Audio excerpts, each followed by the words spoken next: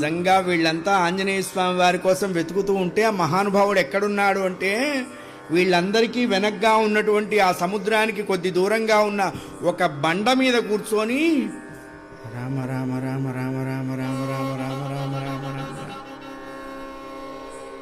అందుకనే కొంతమంది నిద్రలోంచి లేచేటప్పటికల్లా శ్రీరామ శ్రీరామ శ్రీరామ శ్రీరామ శ్రీరామ శ్రీరామ శ్రీరామ అంటూ ఉంటారు.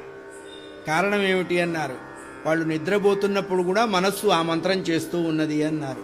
కొంతమంది నిద్రలోంచి లేస్తూనే పనికిమాలిన మాటలన్నీ మాట్లాడుతూ లేస్తారు. కారణం ఏమిటి అన్నాడు, వాడు పడుకున్నప్పుడు కూడా మనస్సు ఆ పనికిమాలిన విషయాల్లో లేచింది కాబట్టి బయటికి రాగానే అదే ఐడెంటిటీ బయటకు వస్తుంటుంది. సుఖానికైనా దుఃఖానికైనా పుణ్యానికైనా పాపానికైనా కారణం ఏమిటి అన్నారు, మనస్సే కారణము అన్నారు.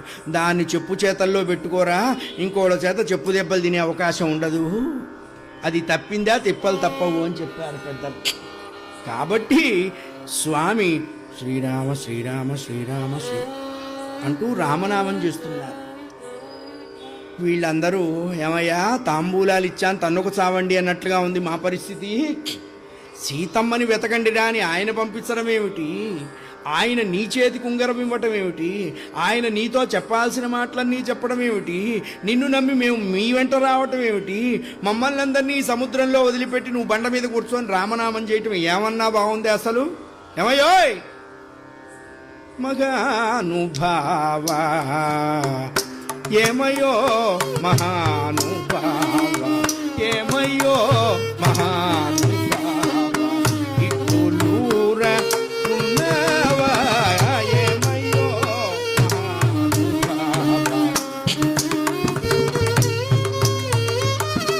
ఏమయ్యో మహానుభావా,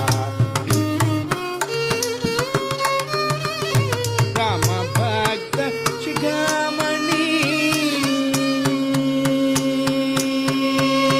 రామ భక్త శిఖామణి, రామ భక్త త్రైలోక్యైక వీరాగ్రణి, ఏమయ్యో భక్త శిఖామణి. అసలు ఆ బిరుదు ఎవరికి సరిపోతుంది అన్నారు, ఆంజనేయ స్వామి వారికే సరిపోతుంది.